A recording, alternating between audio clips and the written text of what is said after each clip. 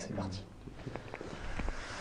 Merci à tous déjà d'être venus sur votre pause déjeuner pour voir le sujet du jour sur le CRM et toutes les possibilités qu'on peut d'usage avec une startup. Alors je parle souvent, j'évangélise souvent sur le fait que, de mon point de vue, le top, ça serait de mettre le CRM en place dès le début d'une activité ou d'une startup, parce qu'on part avec assez peu de données, on part de rien, donc c'est beaucoup plus facile de construire et de structurer dès le départ que de faire ça dans une entreprise où on est un certain nombre, plusieurs années après, avec beaucoup de données, où là c'est un peu plus compliqué de migrer. Donc c'est vrai que commencer à utiliser le CRM dès le début, je pense que c'est une bonne posture. Et on va voir aujourd'hui comment suivre les prospects et les clients sur Zoho CRM. J'ai déjà parlé de ça dans les meetups précédents, mais j'y reviens toujours parce que pour moi c'est un petit peu l'essentiel et c'est l'objectif à ne pas perdre de vue. C'est que le CRM, il sert vraiment à structurer tout ce qu'on va faire au quotidien. Vous voyez sur la partie gauche, ça représente souvent les organisations de pas mal d'entreprises et où on a des fichiers Excel, des PowerPoint, des Google Docs, enfin plein de fichiers qui sont un peu mis partout en pagaille. Et en plus, plus une entreprise grandit, plus il y a de personnes, plus il y a de collaborateurs, plus ça devient un bordel encore plus important. Donc c'est pour ça qu'il ne faut jamais perdre l'objectif d'imaginer une structure très organisée à terme, ou même si là on va parler du CRM, il peut y avoir aussi demain d'autres briques qui vont venir organiser toute notre structure de l'entreprise ou de la start-up. Je prends toujours l'image de la pieuvre, qui est un animal intelligent, où pour moi la tête de la pieuvre c'est le CRM dans lequel il va y avoir le plus gros des informations clients et prospects. Après il y a aussi d'autres bras, d'autres secteurs de la pieuvre qui vont travailler sur la vente, la finance, le marketing, la communication, la collaboration, la productivité, les RH et l'assistance. Ça c'est commun à tous les types d'organisations, tous les types de secteurs. C'est pour ça que c'est bien de le visualiser à terme sur un ensemble comme ça terminé, même si au début on est plutôt sur l'aspect intelligence avec le CRM. Vous me parliez tout à l'heure de Zoho. Quand je parle d'une organisation un peu ultime où toutes les informations seraient connectées en fonction des services, Zoho fait très bien ça parce qu'il a des briques métiers, donc c'est des logiciels qui sont spécifiques à tous les besoins, parce que les besoins ils sont les mêmes. Pour la vente, ça va être plutôt la partie CRM, la partie gestion des clients. Pour la finance, ça va être tout ce qui touche les devis, la facturation, c'est pareil, tout le monde est concerné par ça. Le marketing, la communication, tout ce qui va être l'emailing, les sites web. Je ne vais vraiment pas rentrer dans le détail parce que sur le site de Zoho One, vous pouvez voir très bien toutes les fonctionnalités proposées par les briques. La collaboration, c'est comme les outils Slack, les emails, etc. La productivité, ça va être justement les fichiers doc, Excel qui peuvent être propres à Zoho. Le RH, c'est le recrutement. L'assistance, ça va être le SAV avec des briques qui gèrent très bien le SAV en masse. Et tout ça fait que le fait de prendre Zoho, faire le choix de Zoho, c'est s'assurer qu'à l'avenir, on va avoir des briques et des logiciels qui vont pouvoir communiquer entre eux. C'est-à-dire que sur le CRM, tout ce qui va toucher la finance, le marketing, la communication, ça va se retrouver dans le CRM et vous pourrez avoir une vue à terme globale de tout ce qui va se passer sur vos clients et vos prospects.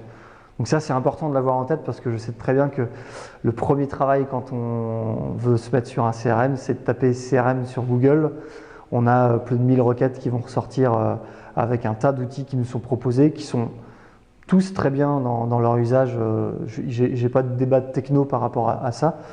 Ce qu'il y a, c'est qu'après la définition de CRM elle peut être différente entre les logiciels. Et il y en a qui vont être spécialisés plutôt sur des pipelines commerciales, d'autres juste la gestion des contacts, d'autres qui vont avoir une ouverture ou un spectre d'action qui va être plus ou moins grand et varié. Là, avec Zoho, on sait qu'on va pouvoir tout faire à terme avec les autres applications métiers. Donc faire le choix dès le début, c'est un choix stratégique qui est hyper important. Et pour répondre tout de suite au coût, c'est 35 € par utilisateur dans une entreprise par mois, en ayant accès à toutes les briques de Zoho One. Donc ça, c'est important, c'est qu'il n'y a pas de surcoût et il y a une maîtrise que vous soyez seul dans votre structure ou demain que vous soyez 100, vous maîtrisez le coût, c'est toujours 35 € par personne par mois par utilisateur. Voilà, c'est pour ça que nous, chez Stampit, on avait fait ce choix-là, pour ne pas être bridé. Et après, c'est une question d'évolution, hein. On travaille tout de suite sur le CRM, hein. C'est la première brique à mettre en place en général. Mais après, on a quelque chose qui peut évoluer énormément avec des possibilités très puissantes. Donc, je reviens souvent là-dessus parce que c'est vrai que c'est assez important. Donc dans le meet-up précédent, on avait vu comment démarrer avec Zoho CRM. Comment paramétrer les essentiels. Ce que j'appelle les essentiels, c'est les 4 fantastiques suivants, c'est-à-dire les prospects, donc les leads, les contacts, les comptes et les affaires. Donc les leads, c'est ceux qui vont arriver, que vous pouvez en plus automatiser pour faire en sorte qu'ils arrivent de votre site web, par exemple vers le CRM. Donc c'est ce que j'appellerais d'un point de vue commercial, votre matière commerciale urgente et la plus chaude à travailler tout de suite. C'est ceux qui viennent de vous voir et qui font le chemin vers vous pour être recontactés. Ensuite, vous avez les contacts et les comptes. Donc les contacts, c'est les individus et les comptes, c'est les entreprises. Donc un lead, finalement, c'est un mélange d'informations d'un individu plus d'une entreprise que vous allez convertir pour qu'il devienne une fiche contact, donc toutes les informations de la personne qui vous contacte, et convertir aussi vers une fiche qui sera un compte, qui seront toutes les informations liées à l'entreprise, le nom de l'entreprise, l'adresse de l'entreprise, toutes les informations que vous jugez pertinentes d'aller mettre dans ces comptes-là. Et ensuite, le quatrième, c'est l'affaire. Donc l'affaire, c'est le potentiel de vente, ce que vous allez pouvoir, si vous signez l'affaire, facturer à l'entreprise ensuite. Donc je répète encore, mais c'est les 4 fantastiques, c'est les leads, les prospects, lead, contact, compte et affaires. Donc ça, c'est important et je vous invite à voir justement la vidéo du Meetup numéro 2 pour voir comment démarrer avec ces quatre modules qui sont entièrement, comme tous les modules de Zoho CRM, paramétrables et customisables à souhait pour que vous puissiez mettre vos propres champs, parce que en fonction de vos secteurs d'activité, vous allez avoir besoin de mettre des données qui vous seront propres. Donc ça, c'est important de savoir que Zoho fonctionne de la manière suivante. Je tiens à insister aussi sur le fait que j'ai un profil marketing. Je ne suis pas du tout développeur, donc j'ai aucune connaissance technique pour aller taper du code pour paramétrer pour coder un logiciel. J'utilise, comme vous allez pouvoir utiliser le Zoho CRM tel qu'il est, juste en le paramétrant. En fait, ça c'est toute la différence entre paramétrer et s'approprier un outil en l'utilisant tel qu'il est structuré, ou alors aller construire sur mesure un outil avec du code. Donc ça, c'est vraiment important de faire la différence. Donc quand on a bien démarré justement avec les essentiels de ces 4 fantastiques là, les leads, les contacts, les comptes et les affaires, je le répète sans arrêt parce que c'est vrai que c'est quelque chose qui va revenir tout le temps, eh bien on va pouvoir suivre nos activités commerciales au quotidien en utilisant les activités. Donc c'est ce qu'on va voir aujourd'hui. Et les activités, on peut les piloter de 3 manières. C'est qu'on a les tâches, on a les événements et on a les appels. C'est vraiment les 3 types d'activités qui vont nous permettre de suivre nos clients, nos prospects et nos clients. Quand je dis prospect, c'est qu'on va suivre dans une démarche commerciale. L'objectif, ça va être d'aller conquérir le prospect, donc la personne ou l'entreprise qui s'est manifestée et qui va être intéressée par nos services ou nos produits. Et les clients, c'est ceux qui vont déjà être clients chez nous, qui utilisent peut-être déjà nos services, à qui on a déjà fait des affaires avec eux. Mais c'est aussi important de bien suivre les clients pour qu'ils continuent d'être clients, pour qu'ils redeviennent clients peut-être à nouveau. Donc c'est le fait d'utiliser des activités, ça va vous permettre de simplifier la gestion au quotidien dans cette démarche de suivi. Donc suivre les prospects et le client, ça se fait avec les activités que je viens de citer. Donc je les redécoupe, c'est les tâches, les événements et les appels. c'est important de bien les distinguer pour se dire quelle activité on va mettre pour réaliser notre suivi. Donc une tâche, c'est vraiment, on va dire, une trace que vous allez laisser dans le CRM pour ne pas oublier de recontacter telle ou telle personne ou telle entreprise ou pour relancer telle affaire. C'est vrai que je reviens à la slide précédente où on voit qu'il y a une connexion qui est faite entre toutes les activités et les contacts, les comptes et les affaires. C'est-à-dire que si vous avez mis une tâche, un événement ou un appel, quand vous allez dessus, vous allez pouvoir tout de suite retrouver à quel compte, à quelle affaire, à quel contact il va être lié. Pareil, quand je suis sur un module compte, contact ou affaire, les fiches sont liées entre elles, donc c'est-à-dire que vous pouvez toujours aller retrouver le contact qui est lié à l'entreprise, l'affaire qui a été rattachée au contact et au compte. Donc tout est connecté. Bonjour. Et ces traces qu'on va laisser dans le CRM, ça va être une to-do list. Donc on va se dire, il faut absolument que je revienne vers telle ou telle personne, vers telle entreprise pour relancer une affaire. Je me mets une tâche à faire pour ne pas oublier de recontacter. Ensuite, on a les événements.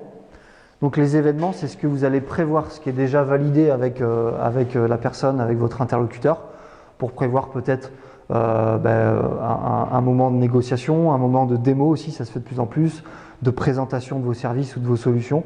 Donc ça va être un ancrage sur le temps. Donc ça, c'est quelque chose que vous allez prévoir. Et ensuite, vous avez l'appel qui, de mon point de vue aussi, va servir à laisser la trace dans le CRM quand vous avez effectué en fait votre démarche commerciale. Donc c'est vraiment comme ça, de mon point de vue, qu'on peut les distinguer. C'est tout ce qui va être à faire, ça va être les tâches. Tout ce qui est prévu, ça va être les événements. Et tout ce qui va être effectué, ça va être les appels. Ça peut aussi, c'est pas forcément toujours les trois à la suite, parce que dans l'idéal, c'est toujours une boucle finalement. Vous souhaitez faire une affaire avec quelqu'un, vous allez le relancer toujours. Donc il faut penser à sans arrêt le relancer. Tant que vous ne l'avez pas eu, vous devez toujours avoir une tâche ouverte pour relancer la personne. Ensuite, si vous l'avez eu, vous allez planifier un moment avec elle pour négocier ou pour faire votre démo ou votre présentation. Et ensuite, vous allez avoir l'appel le jour même où vous aviez prévu l'événement. Parfois, l'événement n'a pas lieu, l'appel n'a pas lieu parce qu'en fait, on peut se faire planter sur certains rendez-vous, ça peut arriver. Donc, on revient encore dans la tâche à prévoir où il faut qu'on replanifie un événement avec la personne. Ça peut être aussi tout simplement un événement ou un appel, vous avez un rendez-vous, vous avez réalisé l'appel, vous gagnez l'affaire, voilà, ça s'arrête là. Ça peut être aussi tout simplement une tâche que vous avez définie de faire avant fin janvier par exemple. Et là on est justement on est le 23 janvier, je vais appeler directement la personne pour savoir si elle a bien reçu mon devis, où est-ce qu'elle en est dans son processus décisionnel par rapport aux échanges qu'on avait eus derrière. Donc ça peut être tout simplement un appel derrière. Donc peu importe l'ordre dans lequel vous utilisez les trois modules des activités, c'est surtout fait pour que vous puissiez ne pas oublier de faire vos tâches, de noter tous vos rendez-vous et de noter tous les appels que vous avez pu réaliser ou les échanges que vous avez eus avec vos interlocuteurs. Bon, je vais passer à la démo directement, ça je pense que ça va être plus parlant, là c'était l'aspect plutôt théorique du fonctionnement. Encore une fois, ça reste mon regard sur les choses. Donc on utilise le CRM de chez Stampy depuis 2 ans et demi, et peut-être qu'il y en a qui l'utilisent différemment, justement, on peut évoluer, je serais ravi d'entendre aussi vos avis si vous utilisez le CRM sur plus long terme, parce que je pense qu'il n'y a pas forcément qu'un mode d'utilisation du CRM, mais de mon point de vue, c'est comme ça que Zoho s'utilise de manière pertinente. Donc là, je suis sur Zoho, justement, donc le CRM, qui va me permettre de gérer tous mes contacts, tous les entreprises, prospects, clientes, les affaires en cours, donc le potentiel d'affaires que je vais pouvoir réaliser avec mes clients. On a une page d'accueil, on a les 4 modules dont je vous parlais tout à l'heure. Prospect, contact, compte, affaires, là, un peu les castes fantastiques où vous allez avoir toutes vos données qui sont renseignées dedans. Là, c'est des données qui sont des données exemples fournies par Zoho, parce que j'ai juste ouvert un compte d'essai, comme vous pouvez le faire vous de votre côté. Et c'est des fausses données, mais ça permet de vous montrer comment ça se présente. On a des affichages qui sont toujours les mêmes, c'est-à-dire qu'on a toutes les données qui sont visibles en rapport, comme ça. Et on a aussi toujours un filtre qui est disponible sur la gauche. Les filtres sont très importants pour pouvoir bien suivre et bien visualiser tous vos contacts, vos comptes, vos affaires. C'est exactement le même système aussi avec les activités, c'est-à-dire que là j'affiche tous les comptes, mais je peux afficher que les comptes qui ont par exemple un numéro de téléphone renseigné, mais pas vide par exemple.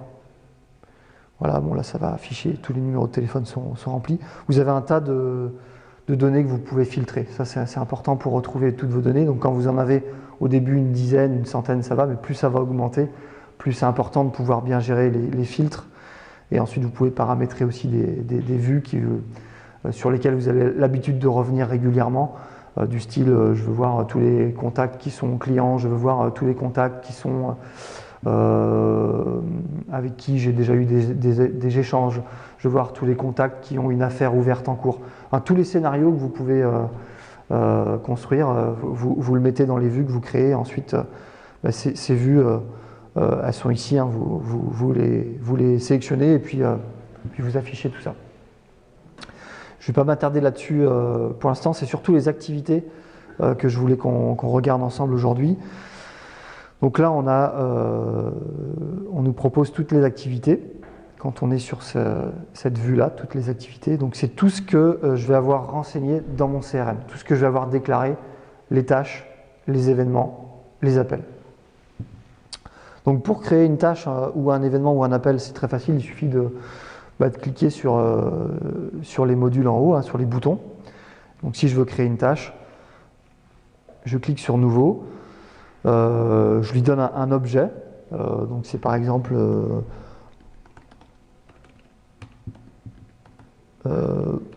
relance email ou relance suite envoi devis. Enfin, j'ai envie de dire, vous mettez vraiment ce que vous voulez, ce qui vous parle par rapport à votre activité. Devis, la date d'échéance, ça c'est vraiment important sur les tâches. C'est d'avoir une date d'échéance, une date butoir, au-delà de laquelle on considère que finalement on n'est pas au rendez-vous, qu'on est trop tard dans la relance. Là, si je veux être réactif et suivre bien mon prospect ou mon client, admettons qu'aujourd'hui, c'est aujourd'hui que je viens d'envoyer le devis à la personne. Je me dis que peut-être dans une semaine, fin de semaine prochaine, ça serait bien que je l'ai recontacté. Donc je vais me mettre au plus tard le 30 janvier. Donc là, le contact, c'est que je peux aller choisir de rattacher la tâche au contact. Donc là, je prends n'importe lequel. Pour l'exemple, je vais prendre Jean-Éric. Tiens, c'est cette personne-là que je dois relancer. Donc Jean-Éric, elle est automatiquement connectée au compte Stampede, donc il me l'affiche par défaut le compte associé à cette personne-là. Je peux donner aussi une priorité, un état. Donc là, c'est non commencé. Pour tout ce qui n'est pas commencé, c'est à faire. Et répéter, c'est que tant que je ne l'ai pas fait, ça va le répéter, ça va me donner une notification. Donc là, je vais enregistrer cette tâche. Comme ça, là, je viens d'envoyer mon devis à mon contact. Je me suis tout de suite mis une tâche, donc je sors de mon cerveau toutes les informations qui vont me polluer en me disant c'est dans le CRM, c'est tracé et je vais pouvoir gérer mes tâches après la semaine prochaine. J'ai une tâche à faire, je prendrai toutes les tâches que j'ai à faire et je vais faire toutes mes relances en même temps, quoi. En fait, c'est vraiment ça l'objectif des activités, c'est de s'enlever toutes les informations. On ne se rappelle pas de tout au quotidien, on a tellement de choses à faire, c'est qu'au lieu de noter sur votre calepin tiens, il faut que je relance à telle date. Là, vous mettez tout dans le CRM, comme ça vous êtes sûr, vous dépolluez le cerveau et vous aurez juste à suivre les filtres dans les activités. Donc là, je pourrais en créer d'autres assez facilement. Alors, l'intérêt d'avoir des tâches, c'est que derrière, j'ai un tas de filtres qui me sont proposés dans les activités. Et c'est avec ces filtres que je vais pouvoir voilà, jouer avec les données que j'ai dans mon CRM. Donc là, par exemple, est-ce que j'ai des tâches en cours? Donc là, il me met toutes les tâches qui sont en cours, donc qui ne sont pas fermées en fait. Là, vous voyez que l'état de cette tâche qu'on vient de faire ensemble, elle est en non commencé. Et en fait, c'est son état qui détermine si elle est affichée ou pas dans ce filtre-là. Forcément, si j'avais mis terminé, je vais le mettre d'ailleurs marqué comme terminé, parce que finalement, je viens d'avoir la personne là au téléphone qui me valide le devis, donc la tâche est terminée, j'ai gagné l'affaire, je passerai l'affaire en affaire fermée gagnée. Et puis cette tâche, si je retourne dans mes tâches en cours, voilà, elle a disparu. Donc ça va vraiment vous permettre d'avoir une to-do list en fait, parce que toutes les tâches que vous allez mettre qui ne sont pas terminées vont apparaître ici. Et après, vous pouvez jouer avec leur date d'échéance. Vous pouvez aussi appliquer toujours, ici j'ai un filtre, donc en plus de la vue que j'ai sélectionnée qui me propose toutes les tâches en cours, je pourrais aussi choisir les tâches à date d'échéance, par exemple, qui va être dans les deux prochains jours, ou qui va être juste cette semaine. Je pourrais faire ça aussi. Quelles sont mes tâches de la semaine? Là, par exemple, j'en ai pas. Mais je pourrais en avoir. Et justement, c'est vraiment ce qui va vous donner votre journal de bord sur les actions prioritaires de vos semaines. Donc en fait, toutes les activités du CRM sont vraiment entièrement liées à votre stratégie commerciale et à votre organisation commerciale. Donc c'est important d'adapter l'un et l'autre à l'usage aussi du CRM. Soit vous adaptez vraiment le CRM à votre démarche commerciale, soit c'est l'inverse, votre démarche commerciale, elle est la suivante, vous adaptez vos activités en fonction de vos besoins. Par exemple, dans les affaires, dans le suivi des affaires au quotidien, vous pouvez avoir peut-être dans votre entreprise ou dans votre manière de fonctionner, peut-être que 1, 2 ou 3 étapes, c'est-à-dire vous avez des affaires en analyse, vous avez des affaires en fermé gagné, enfin en remporté, vous avez tout simplement des affaires perdues. Ça pourrait être 3 états. Ça, c'est propre à chacun de vous. Hein. Je sais que chez nous, on a un petit peu plus de granularité, de nuances dans les étapes. Mais ça, c'est vraiment les deux, j'insiste là-dessus, ça s'adapte. Vous devez adapter le CRM avec la stratégie commerciale. Donc là, on a fait une tâche. On va faire aussi un événement. Donc l'événement, je rappelle sur ce qu'on avait vu tout à l'heure, les tâches, ça va être pour ce que vous allez avoir à faire. Donc c'est une to-do list. Les événements, là, c'est plutôt les rendez-vous planifiés. Donc là, justement, j'ai réussi à décrocher une démo de ma solution avec mon client. Donc je vais mettre démo Stampit client X. L'emplacement, éventuellement, si c'est pour vous, vous notifiez si c'est à l'extérieur, si c'est chez vous, si c'est à distance, peu importe vos solutions. Vous mettez tout simplement aussi forcément la date, l'heure du créneau.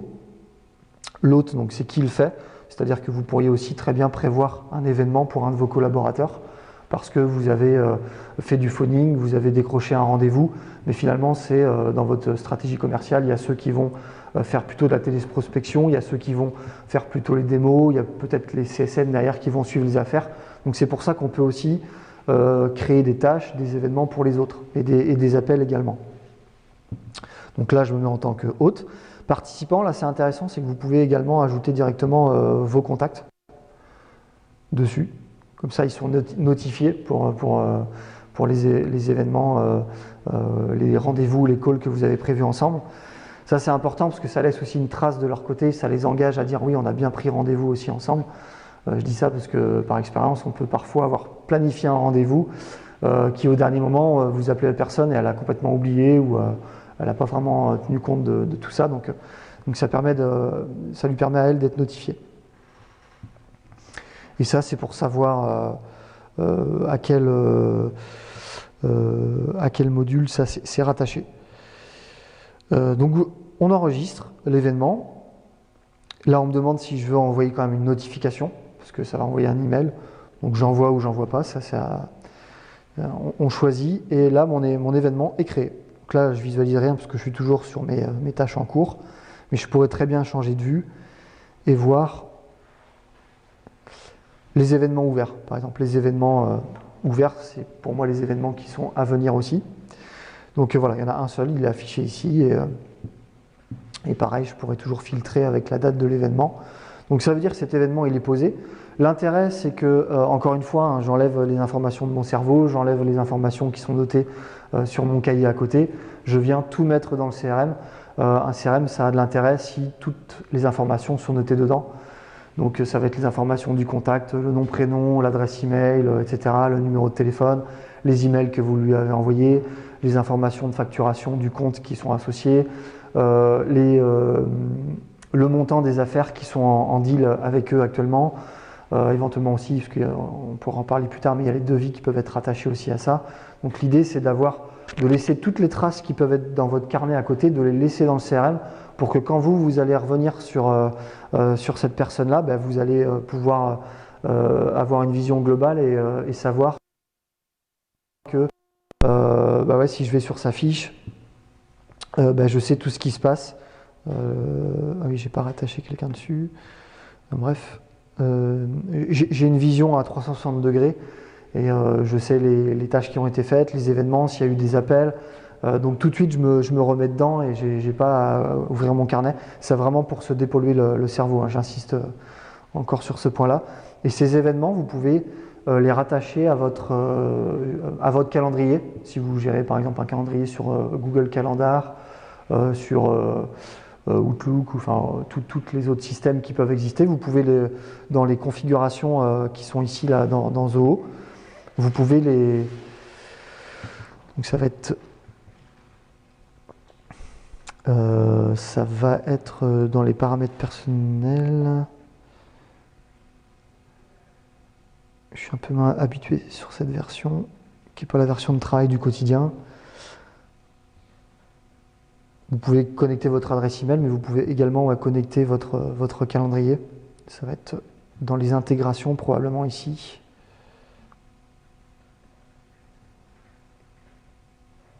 Voilà, Outlook. Et puis vous avez aussi Google Calendar quand vous êtes dans une version peut-être payante. Là, je vois qu'on n'y a pas accès. Et c'est là que vous vous connectez. Quand vous créez un événement dans Zoho, il va aussi être visible sur votre calendrier. Vous pouvez choisir de le paramétrer de manière unilatérale, bilatérale. Ça veut dire que soit tout ce que vous mettez sur l'un et l'autre, si vous mettez un événement sur Google, il va apparaître dans les événements de Zoho. Dans l'autre sens aussi, si vous mettez dans Zoho, ça va apparaître dans Google. Donc vous choisissez comment ça fonctionne à ce niveau-là. L'intérêt aussi, il est de pouvoir aussi caler des démos, des rendez-vous à vos collaborateurs. Comme ça, vous avez une visibilité sur leur agenda. Si tout le monde l'utilise bien, c'est aussi un enjeu important. On va avoir une maîtrise sur les plannings de tout le monde. Et puis enfin, donc là, on a montré les tâches, donc ce qui va être à faire, la to-do list, les événements, ce qu'on a. Et ensuite, on a les appels. Donc les appels, c'est là ce qui a été réalisé. Là, c'est ce que je viens de faire aujourd'hui, c'est ce qui a été fait. Donc comme ça, on va le noter tout de suite quand on fait un appel. Appel négo. Pareil, hein, c'est un objet, vous mettez ce qui vous parle à vous. Vous pouvez même mettre des catégories, ça c'est intéressant pour faire de l'analytics, pour faire des rapports derrière, pour savoir voilà, combien vous avez fait d'appels de prospection, des appels qui sont liés à l'administratif, de négo, de démo. Encore une fois, hein, tous ces objectifs, vous pouvez les paramétrer dans la configuration de Zoho. Donc, comme ça, vous vous l'appropriez avec votre manière de fonctionner. Donc là, appel négo, je vais mettre justement négociation, relatif au compte. Donc là, je peux aller chercher un compte en question. Donc là, je viens d'appeler Stampit. le contact associé, c'était Jean-Éric. C'était un appel sortant. C'est lui qui m'a appelé. L'appel est terminé. Donc je mets la durée de l'appel, à peu près. Pareil, vous mettez ce qui... là, c'est l'objectif. Enfin, c'est obligatoire de renseigner l'appel. Je pense que vous pouvez l'enlever. En tous les cas, si vous jugez que c'est une donnée importante de mettre la durée, vous le mettez et vous pouvez en faire après des rapports et c'est vraiment très intéressant. Et la description, ça c'est pareil, ce que vous allez noter dans votre cahier habituellement. Là, vous allez noter très bon échange avec Jean-Éric. On a parlé de la négo, donc il est partant pour telle ou telle affaire. Enfin, tous les détails que vous jugez intéressants de visualiser quand vous allez revenir peut-être sur ce contact-là dans 1 mois, 1 an, 2 ans. Et c'est aussi une manière de penser à bien écrire, comme si vous allez l'écrire pour quelqu'un d'autre. Si un de vos collaborateurs va sur la fiche du contact aussi et qui voit qu'il y a eu un appel de passé, qu'il puisse découvrir quelle était la nature des échanges. Donc ça, c'est vraiment important. Et voilà, encore une fois, je laisse des traces, durée de l'appel ou autre. Voilà. Donc pareil, je viens de noter un appel. Et logiquement, si je vais sur la fiche de Jean-Éric, donc là, je vais dans la recherche. Je recherche Jean-Éric, parce que je sais que je viens de lui attribuer un appel. Vous voyez qu'il y a dans le menu de gauche, qui est visible sur tous les modules de Zoho CRM, vous avez les activités en cours. Donc ça, c'est si vous voulez justement ouvrir une tâche, vous pouvez depuis le contact ou le compte aller mettre une tâche, mais visualiser également les activités qui sont juste en dessous, qui sont clôturées. Donc là, on visualise une tâche qui avait été terminée. Il y a eu aussi un appel qui a été passé. Et si je vais dessus, je peux voir les détails que je viens de renseigner en fait juste avant, quoi. Donc ça, c'est vraiment très très puissant pour avoir une mémoire collective, pour tout mettre dans l'outil, pour ne rien oublier. Et plus on renseigne de données, plus on peut faire d'analytics derrière, de rapports, pour maîtriser un peu ce qu'on fait, plus on peut collaborer facilement, parce que tout est dans le CRM et il n'y a pas de surprise, quoi. Autre chose intéressante au niveau des appels, c'est il faut savoir qu'on peut connecter des services SaaS, des services d'appel comme Aircall, Ringover ou autres. C'est-à-dire que quand vous passez un appel depuis ces solutions-là, l'appel va directement venir dans Zoho. Il suffit de faire une intégration entre les deux services et je vais pouvoir automatiser en fait tout ça. Parce que quand vous appelez avec votre téléphone, forcément il n'y a rien de relié avec Zoho, donc vous faites du déclaratif, vous faites ce qu'on vient de faire ensemble en notant les détails de l'appel. Ça, vous pouvez encore aller plus loin en l'automatisant avec un service SaaS. Vous avez passé l'appel avec Ringover ou Aircall, par exemple. L'appel va automatiquement être enregistré, voire enregistré sous forme d'appel, mais vous allez pouvoir aussi avoir l'enregistrement de l'appel que vous venez de passer. Donc ça peut être aussi très intéressant quand vous avez des collaborateurs, notamment où vous voulez suivre leur posture, tout leur discours, surtout, pour le faire évoluer, pour s'améliorer sur les prochains. Ça, c'est super bien. Je sais qu'on l'utilise chez nous et je pense que c'est très intéressant et ça fait gagner aussi beaucoup de temps parce qu'il n'y a rien à renseigner, il n'y a plus de déclaratif, là, tout est automatisé et c'est tout l'enjeu d'ailleurs d'outils comme Zoho CRM, c'est de pouvoir automatiser un maximum pour en fait se déposséder de tout ce qu'on va renseigner à la main sur son cahier au quotidien, mais d'automatiser un max et d'être vraiment que dans la démarche commerciale, dans l'action au quotidien et avec un outil qui fonctionne très très bien. Donc voilà ce que je voulais vous présenter moi principalement aujourd'hui, hein, c'était ces activités que vous pouvez gérer très très facilement.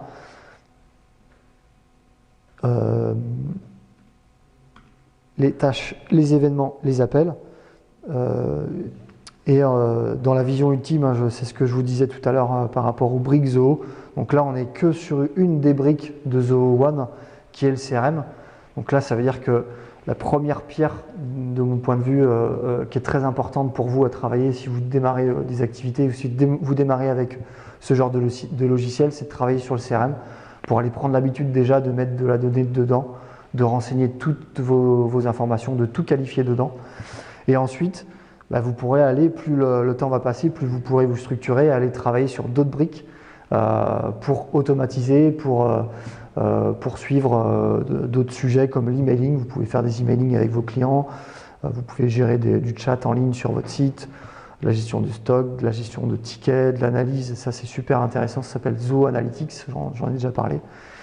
C'est-à-dire que vous utilisez toutes les données qui sont dans vos différentes briques et vous pouvez en faire des tableaux de bord très facilement et faire des rapports aussi automatisés. Là, comme on est sur les activités, c'est très lié à la démarche commerciale. Eh bien, ce genre de rapports peuvent être automatisés, envoyés à tous vos commerciaux toutes les semaines, avoir des reportings et choisir d'afficher toutes les informations que vous jugez pertinentes de montrer au quotidien. Voilà, il y a les notes de frais, les enquêtes clients, la comptabilité. Enfin, j'en reparle un peu à chaque fois parce que c'est vraiment cette vision par brique qui est très, très importante de visualiser sous son ensemble. Donc merci à tous déjà de m'avoir écouté, d'avoir regardé la démo ensemble. Je vais couper juste la caméra parce que c'est bon. Hop.